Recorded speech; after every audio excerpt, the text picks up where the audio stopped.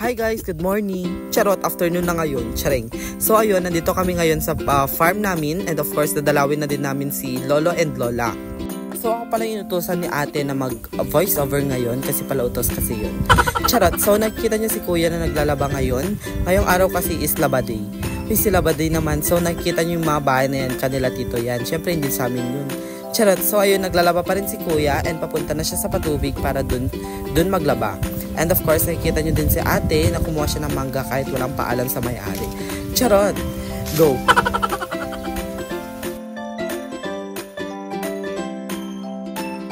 Friend guys, kita nyo naman si kuya buhat-buhat yung isang banyerang damit. So ayun, nakikita nyo naman sila na mag-isa sila magbanlaw ng kanilang mga damit. So another trivia lang guys, sila papa pala ang gumawa sa patubig na yan.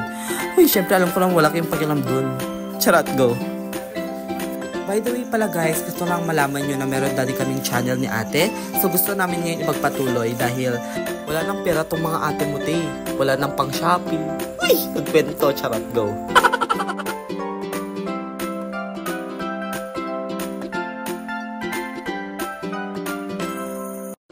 So yun guys, kung nakikita nyo, magsasampay na sila ate ng car cover kasi meron silang car para hindi kayo na grade 2. Go.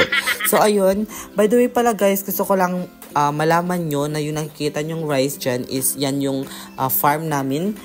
Uy, para naman si Alice. Ayokong sumali sa issue na yan, go. Charot.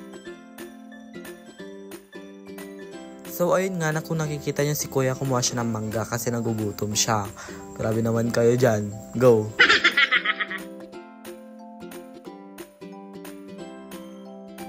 So ayun guys, kung nakikita nyo, binuksan pa talaga nila yung mangga sa patubig. Grabe naman yan mga be. Go.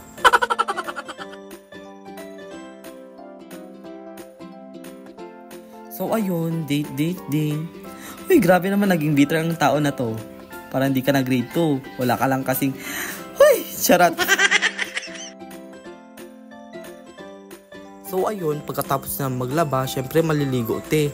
Anong gagawin dyan te? Magtatampisaw, magpapabasa tapos hindi maliligo. Grabe naman te. Go. So ayun, nagkulang sila lang shampoo. Grabe naman kasi ang mga buhok. Charot.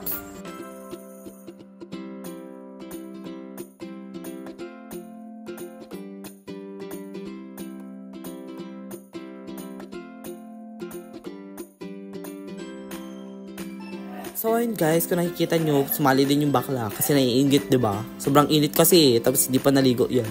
Uy, grabe naman ang tiyan. Sobrang laki, charot, parang hindi ba? Uy, lagi naman. Uy, charot. So ayun, kung nakikita nyo guys, sumali din yung mga pinsan kong tsaka boom boom girl. Charot, go.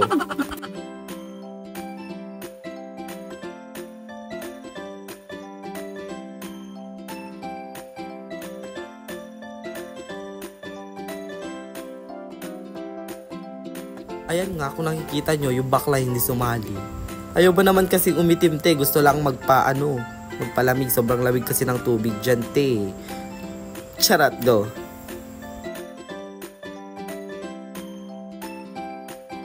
At ayan, kung nakita nyo yung bakla te, nagutom, kumain ng mangga. Grabe ka naman. So ayan, grabe naman ang tiyan dyan te, para hindi na grade 2. Gustong maligo ah. Sobrang itim mo na te. Go, bye-bye!